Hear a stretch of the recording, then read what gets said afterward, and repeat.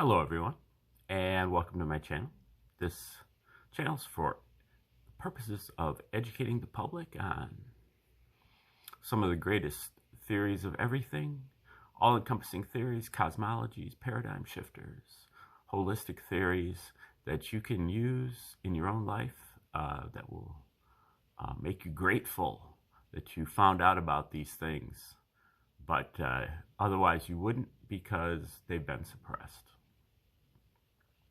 Today is video number 412 that we've done on the reciprocal system of theory from one Dewey B. Larson. Mr. Larson lived and died in the 20th century, and about 1959 he proposed his two fundamental postulates about how he had basically induced that the universe operated. Then, through a process of deduction, he derived his theoretical universe. Basically, if my two fundamental postulates are correct, then my universe would look like this in detail. And then he took those that theoretical universe and compared it to the empirical universe that the scientists have come up with over the years in their laboratories, measuring out things such as the basic properties of matter. And that's what we're looking at today is Larson's, today and for the foreseeable future, Larson's book, Basic Properties of Matter. And this is all on chemistry, and it's basically, the empirical scientists have, tables and that they've compiled in the laboratory about the various basic properties of the atoms and the compounds, such as the melting point and the specific heat, thermal expansion, the compressibility, and so on. This first chapter that we're looking at is called Solid Cohesion. And so Larson goes over the theory of solid cohesion and what causes it, and then derives an equation or several equations for measuring it, and then plugs in his equation and determines certain results for various measurements, and then compares them with the tables. So this is really, I think, our 8th video that we've done on this so far. So if you want to get to the beginning of the book, go back about 7 videos. Otherwise, I'm going to start, in the middle of the chapter. First, I just want to run the two fundamental postulates by you, and then explain them briefly, hopefully, and then we will embark. So the first postulate is that the universe is composed entirely of one component, motion, existing in 3 dimensions, in discrete units, and with two reciprocal aspects, space and time. The second postulate is less crucial and more disputed. The universe conforms to the relations of ordinary commutative mathematics. Its primary magnitudes are absolute, and its geometry is Euclidean. Okay, now that first postulate, Larson's universe of motion. The universe is not made out of matter, not made out of energy, but it's made out of motion. And in particular, it's made out of what Larson calls a scalar motion. This is a motion that has a magnitude but no direction. You can envision a scalar motion using a balloon with spots on it. As you blow up the balloon, all of the dots will be moving away from each other, but in no specific direction. Each dot will be moving away from each other dot. And even the spaces between the dots will be moving away from each other as well. So there's no specific direction that you have imputed to it. But if you decide to arbitrarily assign one of the spots to be motionless, the reference point, then you can start measuring the directions. But those directions are not due to the motion itself, they are due to the reference system.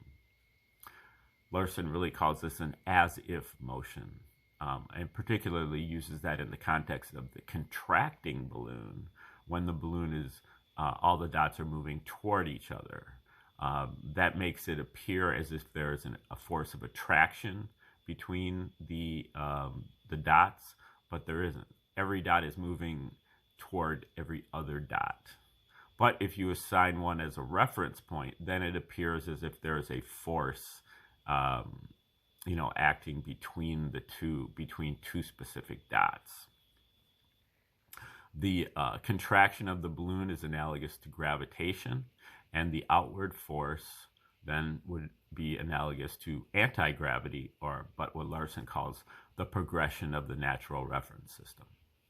So this motion also comes in 3 dimensions, and it also is in discrete units. Motion is basically a fraction with space or time as the numerator and time or space as the denominator. This sets up a generalized reciprocal relationship between space and time. Space and time have identical qualities, but they are more or less in reverse order. They also, if you multiply them, you get 1, like any reciprocal. And but they have 3 dimensions. Larson calls this coordinate space and coordinate time. He observed coordinate space in a still frame in our sector of the universe, and then extrapolated that time has the same qualities in maybe another sector of the universe. And space and time come only in discrete units. You have to have a full unit of space before you have space. You have to have a full unit of time before you have time. They are quantized. And if you have exactly 1 unit of space in 1 unit of time, you have the speed of light, which Larson refers to as unit speed. The speed of light is basically the background speed of the universe. If you have an empty universe with nothing in it, you still have motion at the speed of light in all directions. A scalar motion outward at the speed of light. Larson refers to this as the progression of the natural reference system, the null point or the neutral point. You could also use the term the origin, the ether, the background motion, the omnipresent progression of the natural reference system. Okay, there are many other points. So that basically sets up 2 sectors of the universe with a boundary. This unit speed boundary, the speed of light outward in all directions, is the boundary between 2 separate sectors of the universe. One sector is moving faster than the speed of light, and one sector is moving slower than the speed of light. Larson refers to these as the cosmic sector and the material sector, respectively. And then within each sector, there is a sub-boundary, which has to do with the discrete unit postulate. If you don't have a full unit of space, you don't have space. And so when the interaction is occurring in less than 1 unit of space, you don't have space. You only have time, because the universe is made out of space, time, or motion. And so it's got to be one or the other. And so if it's not space, then it's time. Larson refers to this as the time region. And this is the region of atomic interactions and molecular interactions. And once you cross that boundary, the rules reverse, the directions reverse, the directions of gravity and the progression reverse. So gravity is now moving outward toward that unit space boundary, and the progression is moving inward toward 0. And the same thing occurs over in the cosmic sector, where you have interactions occurring in less than 1 unit of time. When that is the case, you don't have time, so you only have space. Larson refers to this as the space region, and this is the region of cosmic atoms, interaction of cosmic atoms and cosmic particles and cosmic molecules. These are generally referred to as antimatter, mesons, and the like. And if you cross this unit speed boundary, which is the major division, the major halfway point boundary, you have to reverse the order of space and time. So in the material sector, you have relationships based on 3 dimensions of space, 3 dimensions of space in a stationary frame, and clock time, scalar motion in time. Time is always getting later and later and later and later. If you cross that boundary, the speed of light boundary, and you move into the cosmic sector, then you have relations based on 3 dimensions of time, coordinate time in a still frame, and you have clock space. Space is always getting later and later and later and later, like on the surface of an expanding balloon. Okay, now we're going to get into reading here from Chapter 1, Basic Properties of Matter, Chapter 1, Solid Cohesion. Going back half a paragraph, in applying this equation, this was his equation for basically the distance of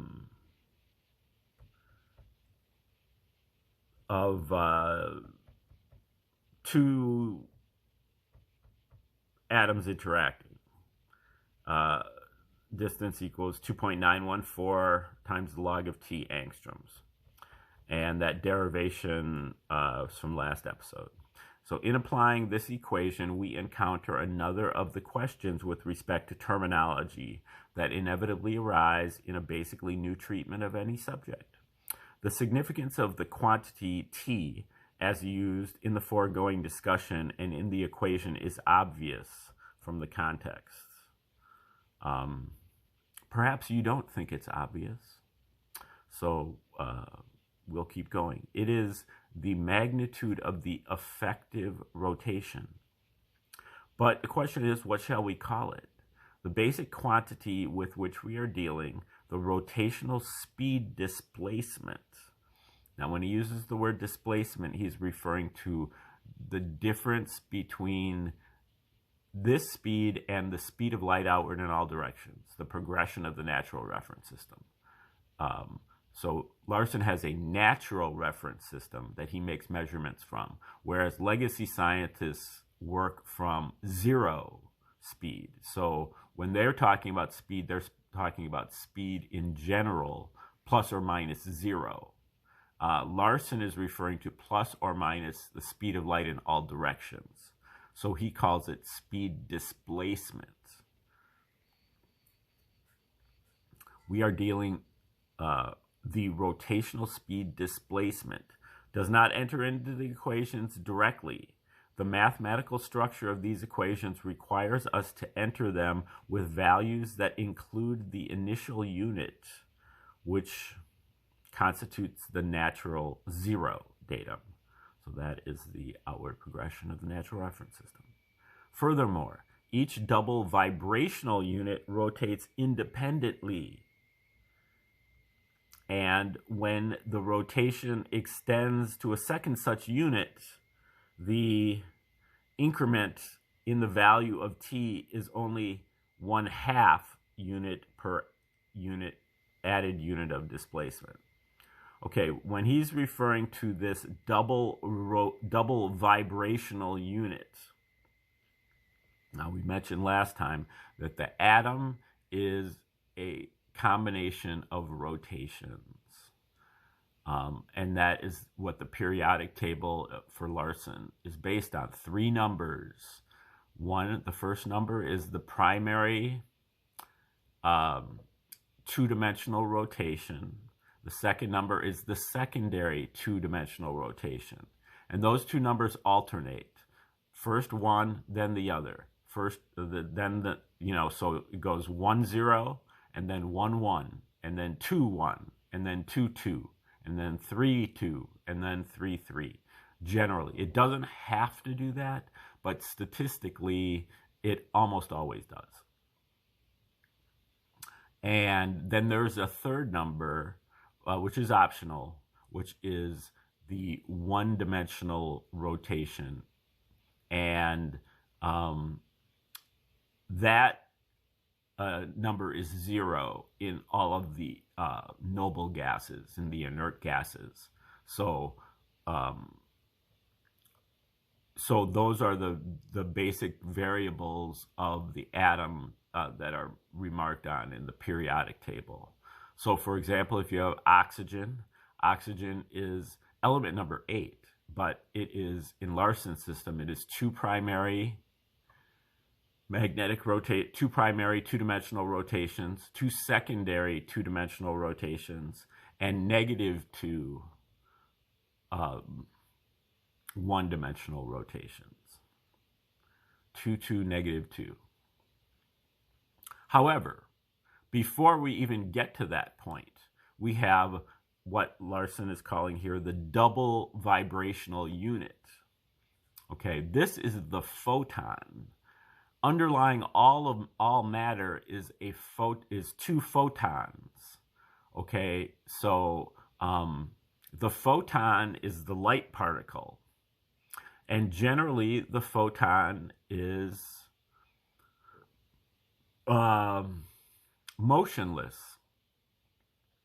The photon is the only thing that's motionless. It is carried outward by the progression of the natural reference system, and that's why it's always measured at the speed of light.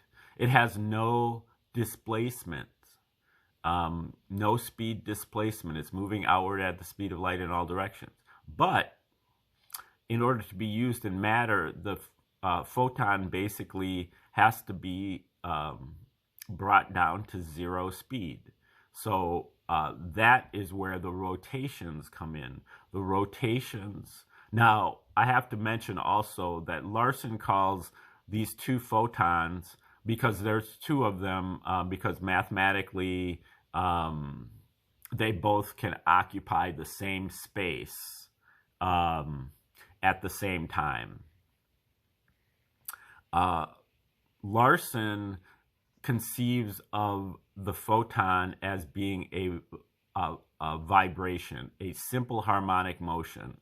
So there's really 4 kinds of motion in the reciprocal system. There is a translational motion, there is a vibrational motion, there is a rotational motion, and then there is a rotational vibration.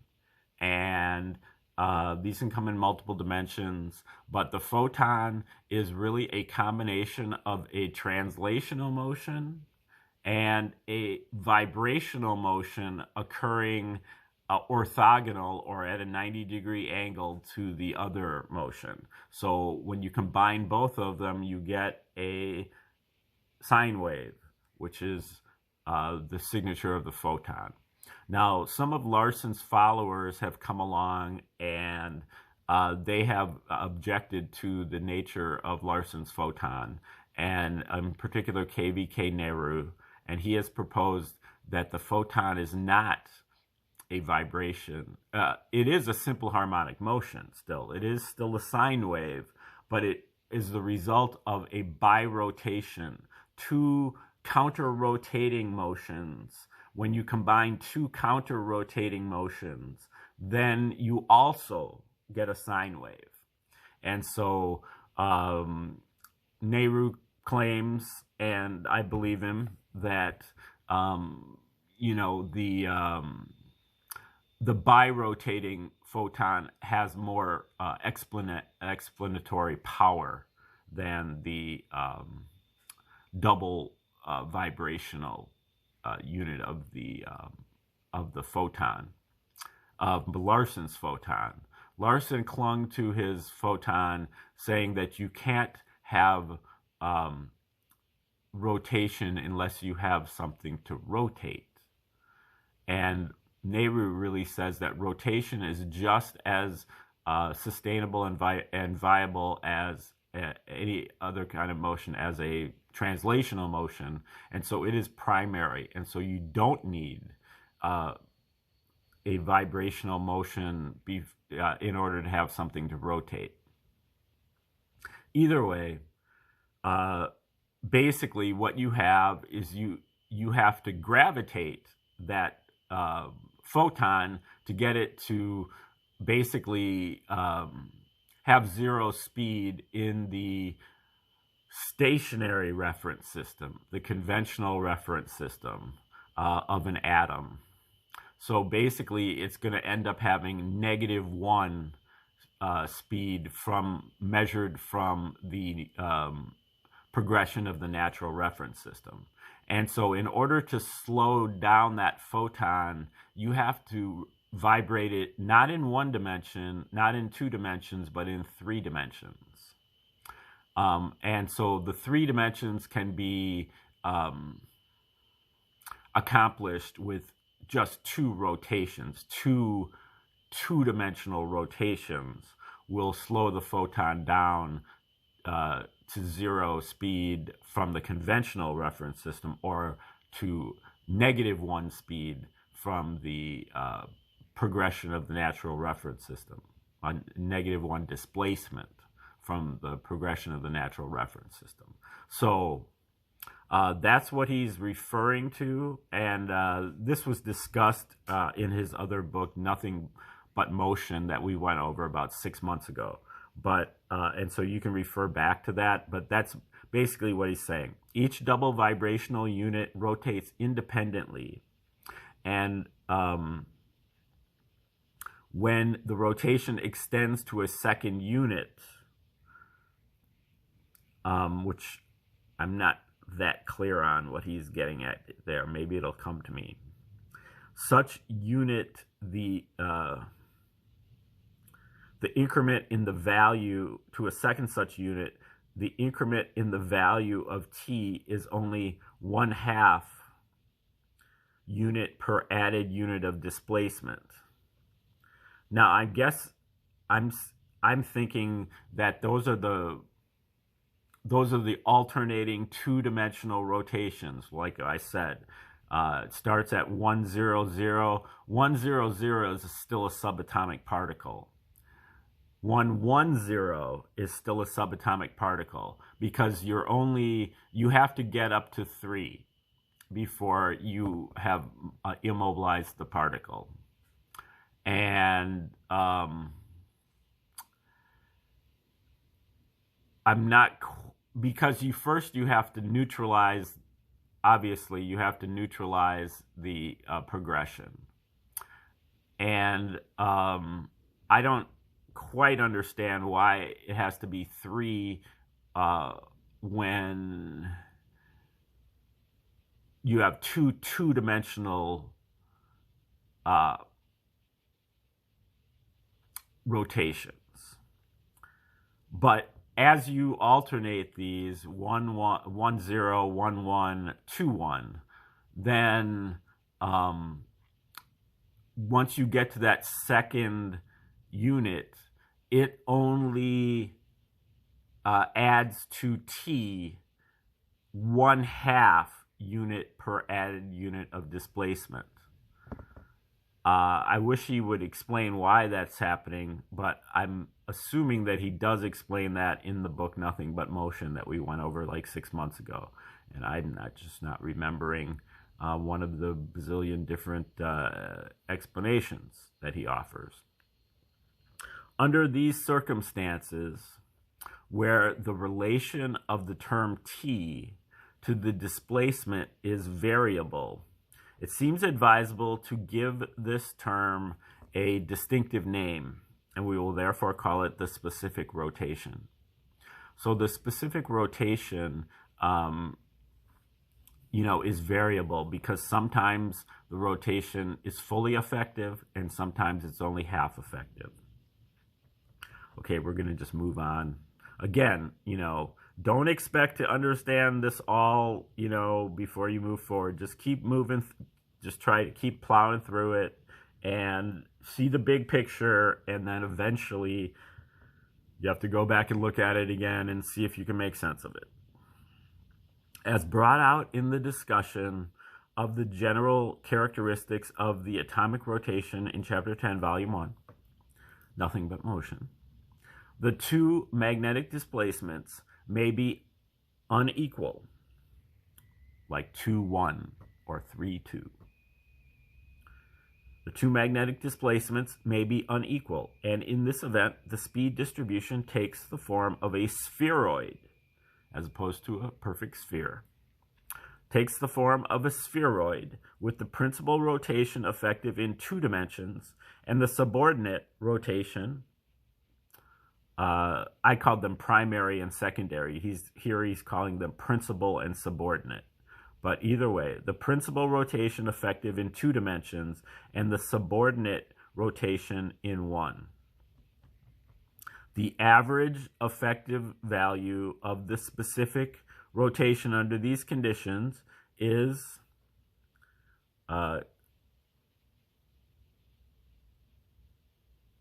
T.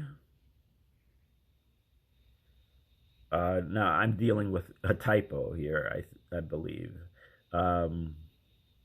T sub 1 squared times T sub 2 to the 1/3 power. So the cube root of the first rotation is squared and the second rotation is taken to the first power. And you multiply those together and you take that whole thing to the 1/3 power. In this case, we are dealing with the properties of a single entity, and the mathematical situation seems clear.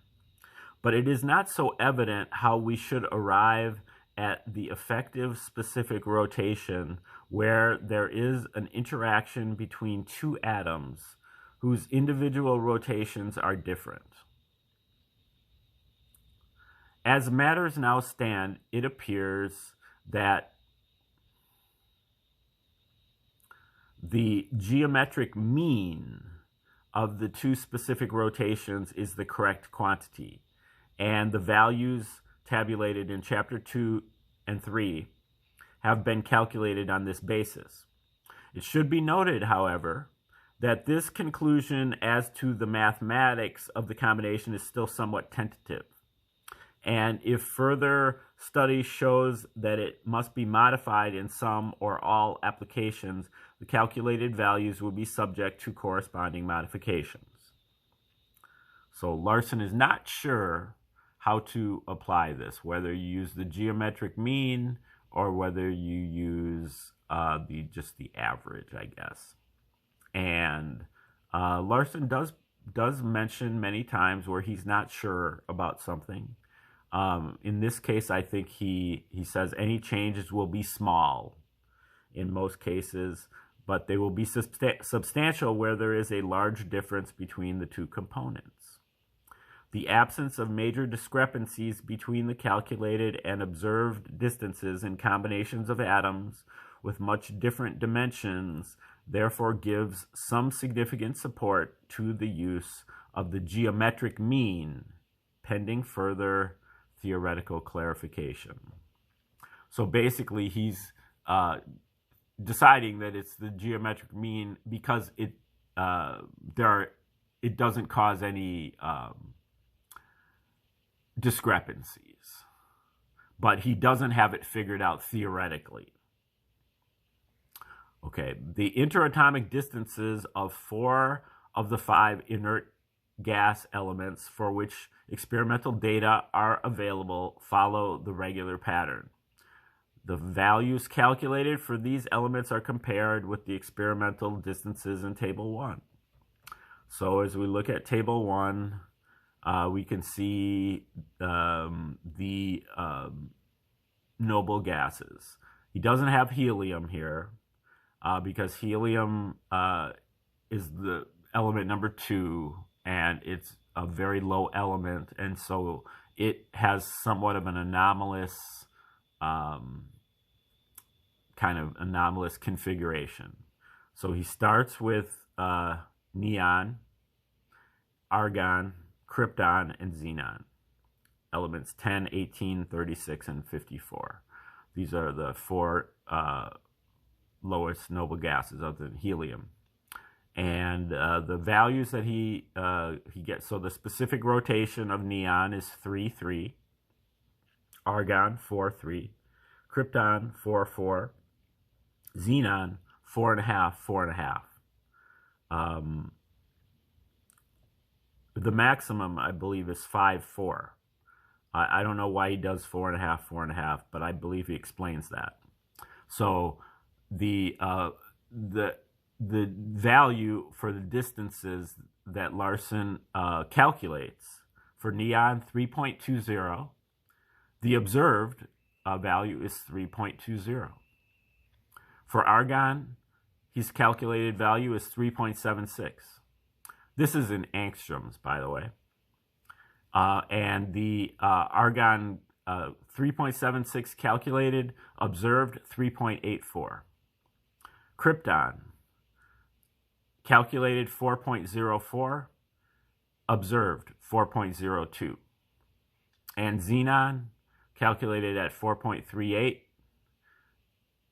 observed at 4.41. Helium, which also belongs to the inert gas series, has some special characteristics due to its low rotational displacement and will be discussed in connection with other elements affected by the same factors. The reason for the appearance of the 4.5 value in the xenon rotation will also be explained shortly. The calculated distances are those which would prevail in the absence of compression and thermal expansion. Okay, I think we're going to just stop right there, even though we're kind of in the middle of a paragraph, because this paragraph goes on for a while and is going to introduce a bunch of complications, I think. So I recognize that this is very complicated and difficult to follow, but I'm telling you that it's worth it, because if you get this, then you will have a key, and you'll be able to apply it to other things. And that this, you will also be able to follow his reasoning, throughout. So, it's amazing how Larson could write this. He has to be writing this and being like, will anybody be able to follow this? But I guess he thought some would. He wrote for a scientific audience. Okay, thanks for tuning in, and